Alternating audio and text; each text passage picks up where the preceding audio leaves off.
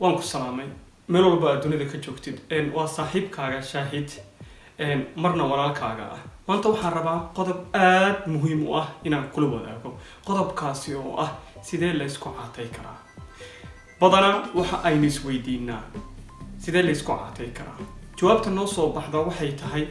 gym ayaa la isku caateeyaa horey waxa aynu ka aadnaa gymka muddo markii aynu wadno waxaa dhacday inaan gymki ka daalno wax isbedelana aysan noo muuqan haddaba su-aasha isweydiisay kowdii hore iyo jawaabta aysa siisay oo ah gymka waa laba su-aalo qaldan iyo jawaabteedaba su-aasha koowaad ee la raba inaad isweydiisay waxa ay tahay maxaa sababa inaad cayishid sida aynu ognahay bini-aadanku wuxuu u qaybsamaa rag iyo dumar lab iyo dhadig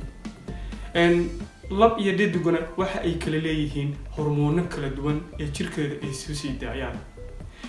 ragga hormoonka uu soo sii daayo waxaa la yidhaahdaa testosterone halka dumarka hormoonka uu soo sii daayana la yidhaahdo estrogen fahanka hormoonada jirkaaga ay soo sii daynayaan waxay kuu sahlaysaa in aad ogaatid waxa sababa cayilka tusaale ahaan halkan waxaan kusoo qaatay sawirka kuma fiicin qaabka loo sawiro laakiin halkaana waxaan kusoo qaatay muuqaal sida ragga ay ugu muuqdaan halkaana waxaan kusoo qaatay muuqaal dumarka ah halkan waxaa ku qoran hormoonka ay soo sii daayaan dumarka labada hormoon waa laga helayaa laakiin raggu waxaa ku badan hormoonka la yihahdo testosteronka halka dumarku uu ku badan yahay hormoonka la yihahdo estrogen ragga markii ay cayilaan badanaa waxa ay ka cayilaan waa caloosha iyo love handles waxaa la yihahdaa labada meel halka dumarku ay ka cayilaan gacmaha iyo bawdiha iyo xoogaa love handles raggu xataa waxay kasii cayilaan halkan shafka ah hormoonadani waxaa la soo sii daayaa markii aad cunno cuntid marka uu hormoonka estrogenka kugu bato waxaad u sahlanaanaysaa inay kugu dhacaan xanuunada sida stroke ama aad dareentid tabardarro waxaa kaloo kugu dhici kara xanuunka wadna xanuunka ah waxaa kordhaya shafka baruurta aad ku yeelanaysid waxaa kordhaya xataa increased fat tissue calooshaada inay baruurtu ku badato waxaa kaloo dhacaya in lugahaaga aad murqo ka weydid sawirkan idin muuqdo waa isbarbardhigida labada hormoon sawirka qofka cayilan waxaa ku badan hormoonka estrogenka halka qofka sawirka kale ee murqaha leh uu ku badan yahay hormoonka testosteronka markii uu hormoonka testosteronka kugu bato waxaad helaysaa maskax nadiif ah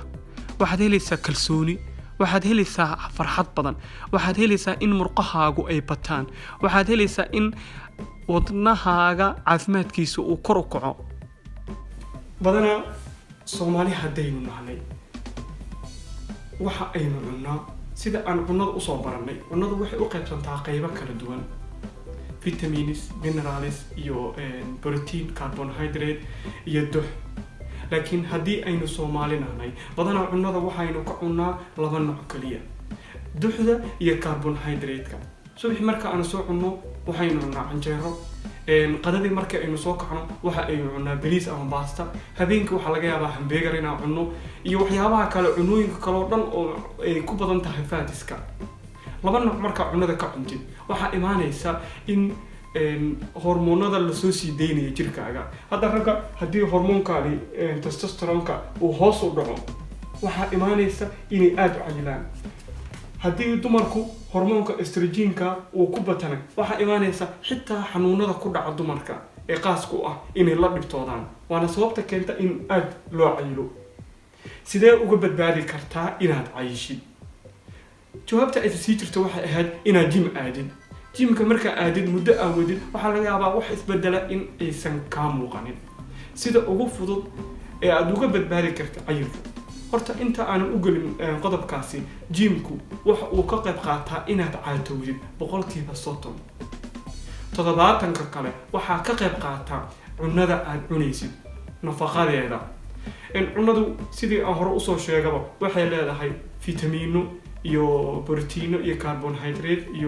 carbohydrate-kan aan mar walba cunayno dadka kale ma cunaan badanaa waxa ay ka cunaan carbohydrate-ka 10% waxa ugu badan ay cunaan waxay tahay waxyaabaha fitamiinka ku badan sida qudaarta. aniga kula hadlaya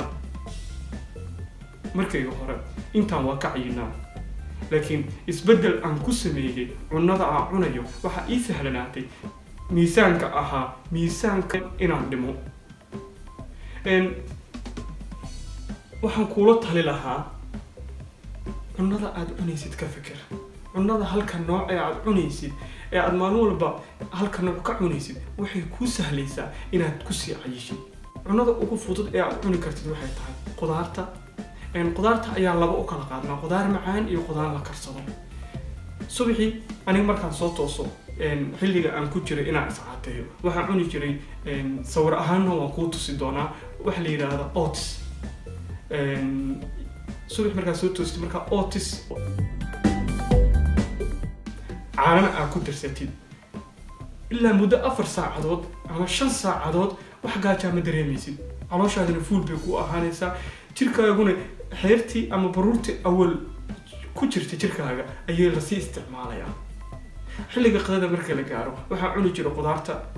qudaarta marka 2 qudaar ayaa jirta. marka anagu dadku way kala qaadaan vegetables iyo fruits bay kala dhahnaa, laakiin anagu Soomaali haddaynu nahnay qudaar ayaan isku dhahnaa. qudaarta la kariyo ayaan xilliga qadada cuni jiray, waayo qudaartaasi saxan buuxa haddaa cuntid saxankaasi buuxo waxba kaama dhigayso, isla markii waa la isticmaalayaa. jirkaaga ayaa wuxuu u isticmaalayaa energy ahaan. cunnadan idiin muuqata waxa ay ka kooban tahay noocyada kala duwan ee qudaarta sida qajaarka, baradhada macaan. waxaan kaloo ku daraa fiishka, tun fiishka oo borotiin badan leh. kadibna waxaan geliyaa ovenka muddo 20 daqiiqo inta ay xoogaa ka jilcayso. kadib marka aad la soo baxdid waxay noqonaysaa qudaar aad u macaan in badanna aad ka cuni kartid. habeenkii marka la gaaro qudaarta kaloo macaan sida canabka, waxyaabaha kale oo fudfudud sida miraha looska iyo miro kaloo almond la yiraahdo oo aan sawirkiisa ku tusi doono ayaa marka aad ka fikirtid nafaqada aad cunaysid waxaa kuu sahlanaanaysa inaad si fudud ku caatoodid. videogan haddaad ka heshay